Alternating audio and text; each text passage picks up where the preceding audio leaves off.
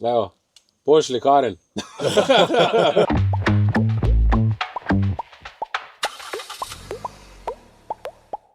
Pozdravljeni danes v podcastu Po desnem pasu. Danes smo v deževni Sevnici, bi lahko rekel tudi rojstnem kraju prve dame sveta, ne? Tako, ja. In z nami je aktualni, že kar nekaj časa poslanec Tomaž Lisec. Lepo zdrav. Lepo zdrav. Zdaj pa Tomaž, ti imaš kar dolgo zgodovino v naši stranki, ne? Mogoče niti to naši gledalci nekateri ne vedo. Ti si šel v bistvu iz SDM-ja, potem za poslanca in v bistvu od mladih nog si se tudi kalil v SDM-u, od strokovnega sodelavca, potem do poslanca. Jaz pravim, da to je neka najlepša politična pot, ker res vidiš vse, kaj se znotraj stranke dogaja. Ne? Marsikdo pride sam za poslanca, ne ve pa tisto odprej. Ne? In to... Ja, jaz, tudi ko sem se odločil za študij na FDV-ju, ki vemo, kakšna fakulteta je, nisem imel nikoli ambicije ali pa želje, ali pa rekel, kaj pa bom jaz počel čez 20 let. Jaz sem bil že v osnovni šoli, srednji šoli, bolj družboslovec, jeziki, geografija, zgodovina. In v bistvu naslovi predmetnikov na FDV-ju so bili zelo zanimivi. Pustimo pa, kaj v praksi prenesajo ta imena in pa profesori. Tako da sem imel večkrat kar veliko problemov. Recimo, ena izmed žalostnih zgodb je, da sem pri eni profesorici delal primerjavo med Mladim forumom in pa Slovensko demokratsko mladino. In sem šel samo po tem, v bistvu, kaj so statuti, kaj počnejo, kaj se dogaja, kakšne pridite imajo. In v bistvu sem dvakrat padel to seminarsko nalogo, dokler nisem potem napisal, da Mladi forum je tisto, kar Slovenija potrebuje, SDM so pa nekaj tam bolj tako obrobna strančica oziroma podmladek, no pa sem dobil pa 9, ne. Prej sem pa dvakrat padel. V bistvu takrat, v bistvu me je glih to, jaz sem malo revolucionarja, no, in tiste zgodbe takrat, ko smo prej, predvsem z pokojnim dr. Jožetom Pučnikom, pa da je to v bistvu, da vse, kar je desno, da je nekaj slabega, me je glih to spravil skupaj z že takrat zelo močnim lokalnim odborom SDS Sevnica, ki so me povabili, ker sem bil predsednik enega društva, ki smo bili dokaj znani, da sem se včlanil. Sicer sem kar nekaj časa obotavljal, ker tudi med svojimi prijatelji je bilo veliko več, saj v Ljubljani, no, v študentskih časov, levih prijateljev, celo en znan politik sedaj, je bil moj sošolec, imel doma zastavo Che Guevara, ne. Aha, okay. Jaz sem pa en vikend prej prišel iz Stične mladih, ne. Torej nismo bila glih kompatibilna, ampak pol proti koncu faksa sem pa rekel, ko smo izpite za tretjitnik vse narejene, zdaj se grem pa tudi uradno v stranko pisati, ne glede na to, kaj si kak profesor ali pa kak moj študentski kolega misli. V Sevnici so bili zelo veseli, da sem prišel, no, in v bistvu, ja, nisem imel niti namena, no, ampak takrat je pol postal predsednik podmladka v Sevnici Niko Oblak, ki potem tudi postal predsednik podmladka na nacionalni ravni, tako sem bil mandat pa pol tudi član izvršilnega odbora podmladka.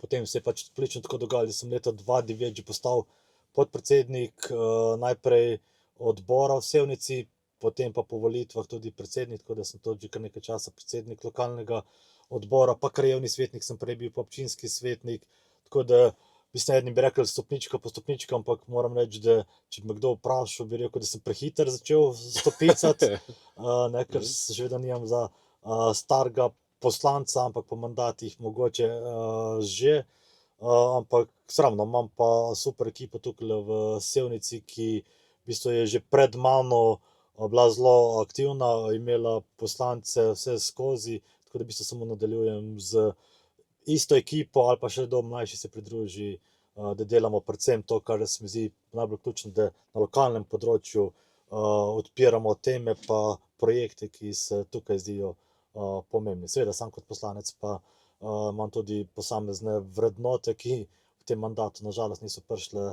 toliko do izraza, ker ta ideologija in ta vrednostni sistem, ki trenutno vlada v državnem zboru pa vladi, je meni čisto nekaj nepojemljivega. Naprimer, včeraj smo imeli tole poročilo glede ukradenih otrok in da poslanci Svobode niso mogli podpreti delnega poročila. Meni se to zdi, tako kot sem napisal, civilizacijsko dno. Mislim, otroke so ukradli in ne moreš, da nočeš podpreti tazga poročila. Jaz mislim, da take stranke bi mogle takoj odiditi iz parlamenta, kaj šele kaj drugega. Ja, ne, zdaj mogoče še, ti si tudi podpredsednik odbora za kmetijstvo, ne? tudi izredno pereča tema znotraj kmetijstva v tem mandatu. Zdaj mislim, da 6. ob 12. ima pred državnim zborom kmetje tudi znova protest. Zdaj, kakva je tam klima, ne? Mislim, druga ministrica že zdaj, ne, v kmetijstvu, vedno je neka pereča tema, potem sprejetje Mercosura, ne, na drugi strani kmetijske ministrice, ki ga je podprla, kar je škandalozno, ne. Tako da, kaj Jaz moram reči, da v dosedanjih mandatih, ne glede na to, katera vlada je bila ali pa kateri minister ali pa predsednik odbora, mislim, da je bilo ravno na področju ministrstva oziroma odbora za kmetijstvo najmanj tega koalicija za, opozicija proti, da smo znali nekako sodelovati. V tem mandatu se je prvič zgodilo, da so bili a priori vsi sklepi ali pa vsi predlogi amandmajev strani SDS-a in pa Nove Slovenije zavrnjeni, ker smo pač politično napačni. Ja, prva ministrica je bila med zadnjimi imenovana, Irena Šinko, še ona je potem zaradi nutri mogla iti, kot gospod Brežan zaradi medvedov. Jaz tukaj še vedno trdim, da to je tipična kaprica Tine Gaber Golob, ki jih je nagnala. Prišla je ministrica, ki se je hvala, da neke povezave na področju kmetijstva ima, ampak že celotna zakonodaja, ki je spreminjala, več kot kmet je vredna vsaka mačka, več kot kmet so vredne agrofotovoltaika, več kot kmetje so vredne podnebne spremembe. Skratka, jaz moram reči, da sem pričakoval še večji sklike kmetov po protestih in pa proti taki kmetijski politiki, ker številke kažejo, da še en mandat take kmetijske politike, se bomo lahko vprašali, kdo bo v teh naših hribih z OMD-ji sploh še razmišljal o kmetijstvu.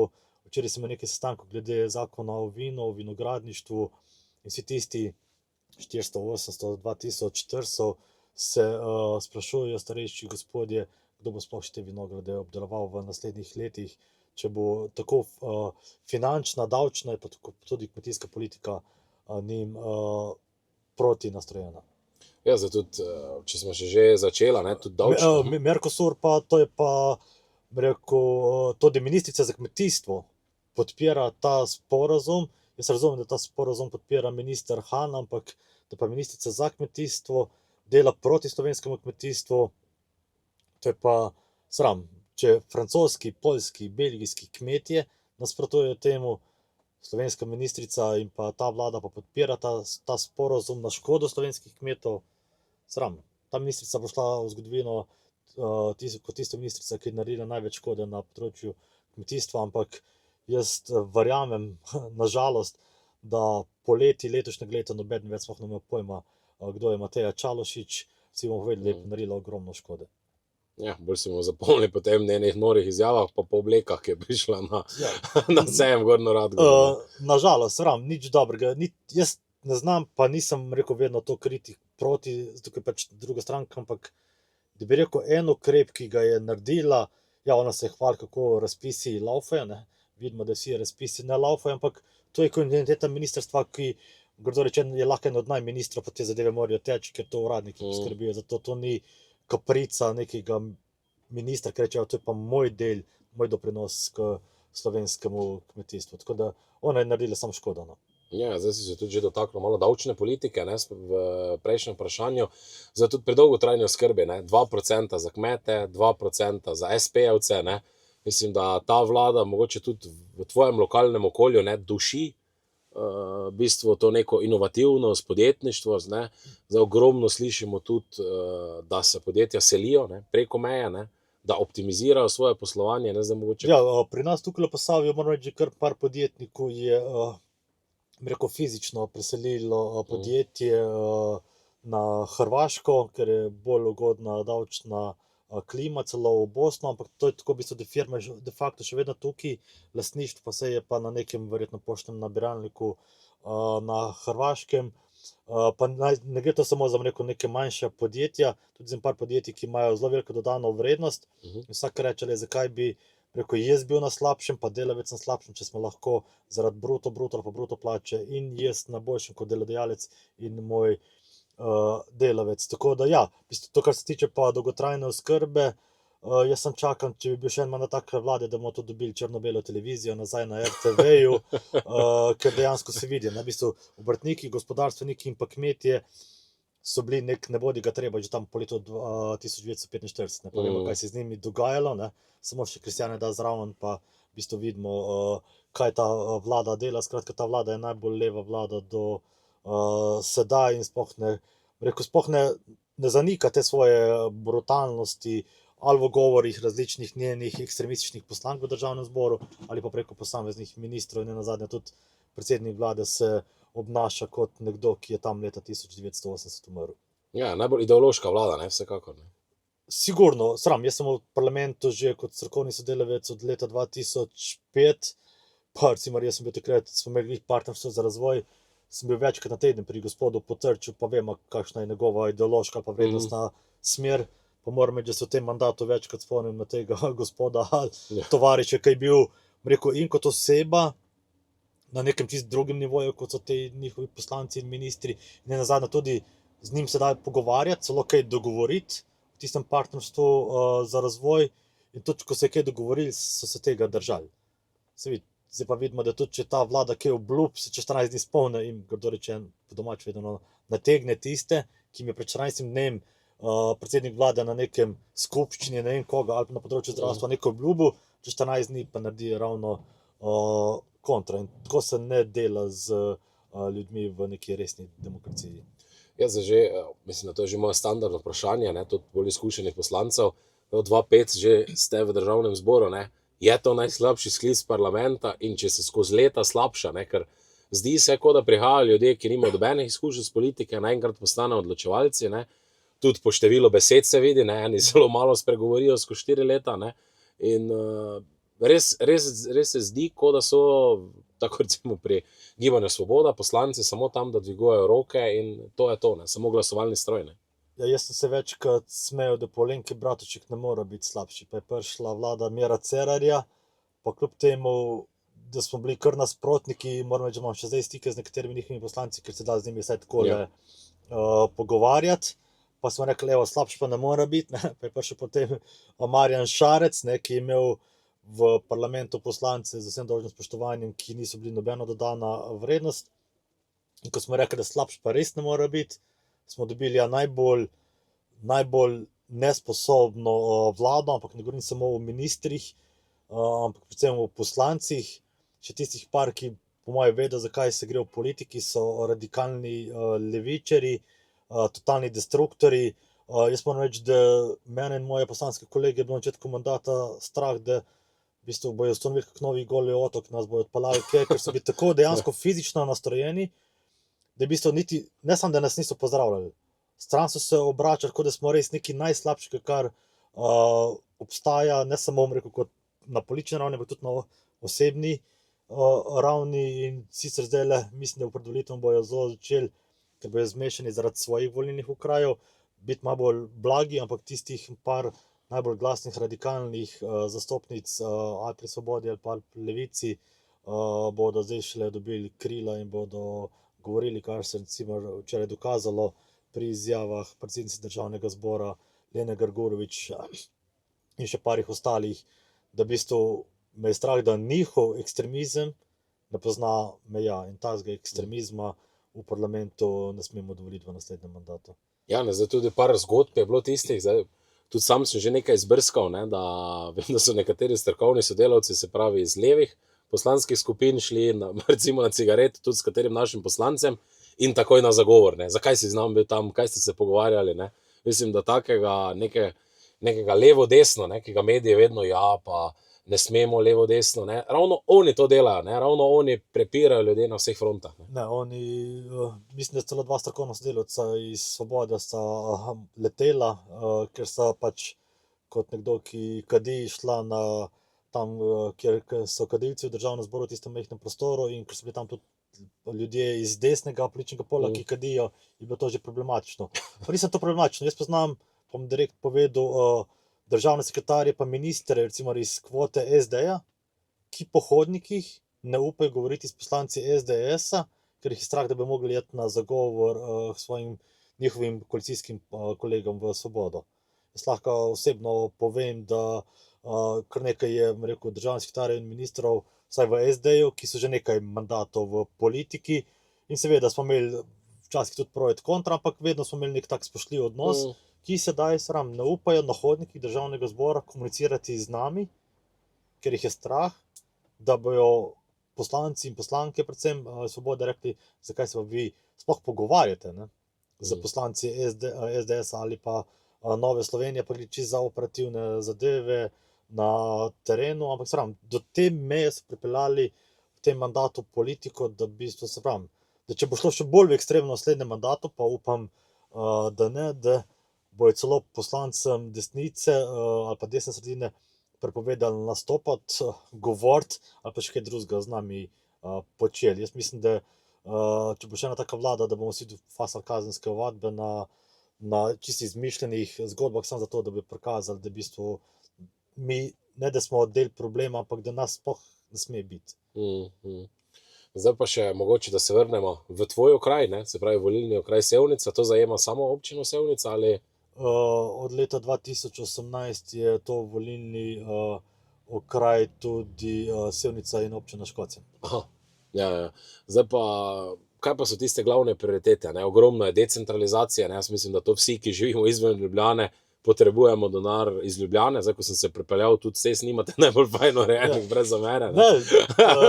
To tista dva odseka, ki ste se mogoče peljali po malo lepših cestah, so bile obljubljene in bi mogle biti obnovljene do konca leta 2022, pa je gospa Alenka Bratušek vzela denar tudi za tiste projekte, ki bi se mogli zgoditi v letih 2023, 2024, 2025, ker so bili v NRP-jih države. Pa moram reči, da v Sevnici v tem mandatu, kot sem rekel včeraj v parlamentu, sta dva nadvoza se naredila, ki sta bila izpogajana iz načrta za okrevanje in odpornost, ko sta bila ministra kolega Černač in pa Jernej Vrtovec, pa eno osnovno šolo smo naredili s posebnimi potrebami, ki smo tudi tisti eno načrt dali, tako da me je včeraj zabolelo, ker je predsednik vlade na odgovore na poslansko vprašanje rekel, da investicije v infrastrukturo niso neka posebno dodana vrednost. Zdaj, jaz ne vem, kaj je potem dodana vrednost, pri nas se vozimo po slabih cestah, infrastruktura zaostaja, potem ima predsednik vlade, ki to izreče.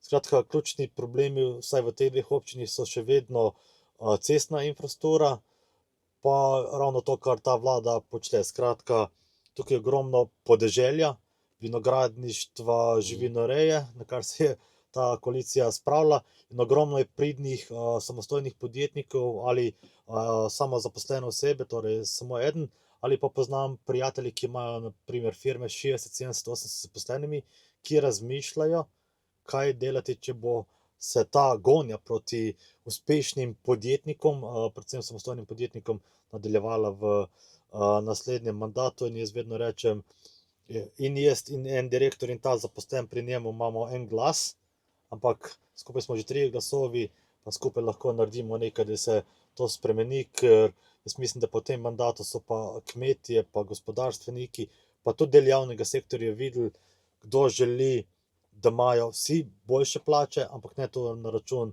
obremenitve države ali pa delodajalca. Sram, gospodarstvo, kmetijstvo in pa infrastruktura so ključne zadeve, ki bo treba rešiti, in jaz sem že javno povedal, da če bi se samo nadaljevali tisti projekti, ki so se zaključili zaradi spremembe oblasti sredi leta 2022, mislim, da je bilo projektov za 15 milijonov samo na infrastrukturnem področju, ki bi zdaj že morali biti vidni, pa niso. Naprimer, tam nadalje železniška postaja Sevnica, ki bi se morala zdaj začeti že graditi, pa ne samo kot železniška postaja. Tukaj so tiri, zadaj Savska cesta, Sevničani vejo, kaj je to, ogromno tovarn večjih s težkimi kamioni. Morali bi se začeti graditi, ampak nič se ne bo še zgradilo, niti rondo, ki na to vezan, niti na en podvoz, kjer prihajajo informacije iz ministrstva, da denarja ni. Me pa to zelo boli, ker kar je pa dobrega, sem se naučil na FDV-ju, da če dobiš denar od nekod drugod, je to dodana vrednost. Recimo na železniški postaji Sevnica je skoraj polovica denarja iz evropskih kohezijskih skladov, ki morajo biti porabljeni do 31. 12. leta 2029, in me je strah, da se bo spet zgodilo, ker bo, verjamem, prišla desna vlada, da bo mogla to, kar se je zdaj 3 leta spalo, mogla potem narediti v naslednjih 3 letih, skratka, ta vlada je dala iz 5. v drugo brzino, mi mogli dati iz 5. pa preko nekak raketni Raketni pogon, pogon, da bomo dobili ta evropska sredstva in te projekte izpeljali. Naprimer, marsikdo reče, ja, vsi ste isti, ne? Samo peljemo se po Sloveniji, koliko kolesarskih poti se je zgradilo, ker je v bistvu prejšnja leva vlada Šarčeva pustila nedokončana projekte in potem smo se predstavniki koalicije v Janševi vladi zmenili, da moramo dati v mehke vsebine, ampak smo dali v kolesarske poti in tukaj okoli imajo Krško, Brežice, Dobova, Kostanjevica, na dolenjski strani, Podčetrtek, ogromno kolesarskih poti, ki niso samo pomembne zaradi turizma, ampak tudi zaradi varnosti udeležencev v prometu in smo, rekel, čez noč naredili ogromno projektov, ki so se izvedli v roku enega leta, ne pa sedaj, ko se evropska sredstva pušča v Bruslju, naprimer na področju zdravstva, doma se pa delajo aneksi in pravi dobavitelji biznisa služijo na račun pridnih davkoplačevalcev. Jaz zdaj še imam mogoče eno vprašanje, ki ga marsikateri župani opozarjajo, ne, da so te ministri, ki so zdaj izredno nedostopni. Ne. Da tudi včasih so bile različne vlade, ne, pa si lahko nekako prišli, njim se je dalo nekaj, tu pa komaj do tajnice prijem, kaj šele do državnega sekretara ali pa do ministra. Ne. Kakšne imate vi izkušenj, dolgo ste že v tem? Ne. Vedno se je dalo nekako dogovoriti, ne, vseeno delamo za državo, ne, zdaj pa se res zdi, kot da so ministri v nekem svojem balončku. Ne.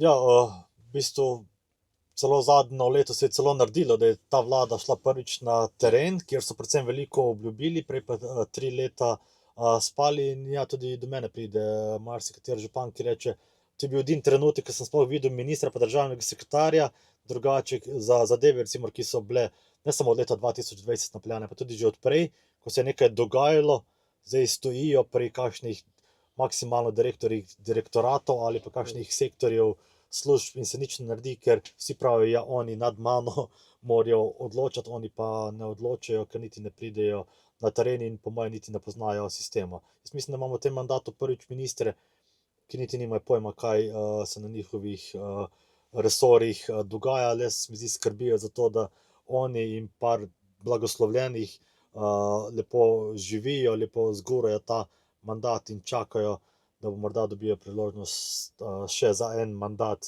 ker imam občutek, da marsikdo si misli, zakaj bi sploh karkoli delal, bolj če nič ne delam, tudi v medijih nima tudi šimfati. Ja, nič ne moreš narobe narediti. In lahko mandat do konca preživijo, pokadrujejo po različnih segmentih znotraj svojega ministrstva in to je to. In potem, če bo pa še druga vlada, pa bo rekla, da vse tiste, ki so nesposobni, je treba dati ali delati, ali pa si drugje najdejo službo, bo potem spet vik in krik, kako vlada, ki je seveda za njih nazorsko problematična, kadruje, ampak dejansko samo, recimo, jaz vem, kolega Zvone Černač, ko je prišel na ministrstvo, je pripeljal par ljudi, ki so bili dejansko operativci. Ne?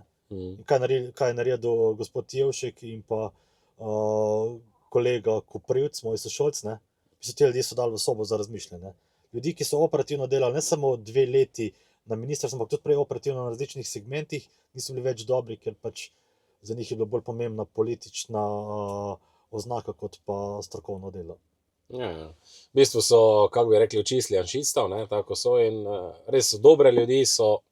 Ja, mislim, jaz moram reči, da recimo naglih to v policiji janšistov, jaz poznam kar nekaj kolegov, ki so policisti znotraj Posavja, ker Posavje je le znano po, rekel, prej po carinikih in pa policistih in moram reči, da marsikateri policist, ki je zelo nazorsko neobremenjen, je bil zdaj pod nekim tnalom in nakovalom, ker je kao bil janšist, ker je tudi preživel Janševo vlado na svoji funkciji ali pa celo napredoval pač v roku službe, tako kot si napredujejo in so bili zmerjeni kot janšisti, pa so rekli, lej Tomaž, mene politika sploh ne zanima, mene zanima policija.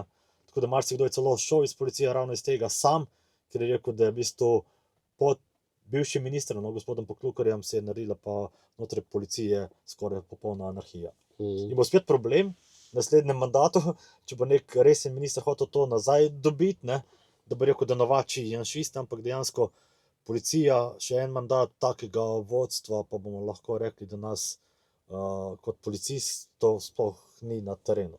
Pa mora ni biti. kadra. Pa mora biti, zaradi vseh problemov, ne zaradi, bom rekel, zaradi pisanja cestnoprometnih prekrškov. Zdaj pa še mogoče zadnje vprašanje. Kak je občutek v Sevnici, ne? Bomo dobili tiste procente, bo vlada, pa predvsem, kaj vse vprašam tudi, verjetno vam družina stoji ob strani, akcija, ne, ker kampanja bo naporna, ne, in jaz mislim, da tu v naši stranki je tako, da se res 2 meseca dela na polno, ne, in kako to zdržite, no?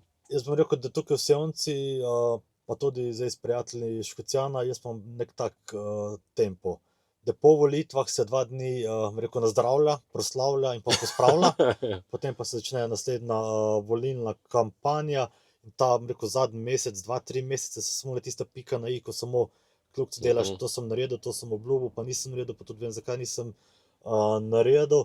Tako da jaz moram reči, da kar sem zadnjih 14 dni že kar konkretno na terenu, na različnih prireditvah, moram reči, da me za rokav pocukajo ljudje, za kateri bi prej rekel, da niti blizu niso desnemu polu, zdaj pa reče Tomaž, zdaj pa moramo zmagati. Ne? In takemu samo rečem, Janez, Franci, Marija, vsak od nas ima en glas, če misliš, da smo mi pravi, 5 pa še 3 glasove doboti, kajti rabimo mi kot stranka in pa tudi desni pol veliko več kot pa recimo samo glasove v Sevnici.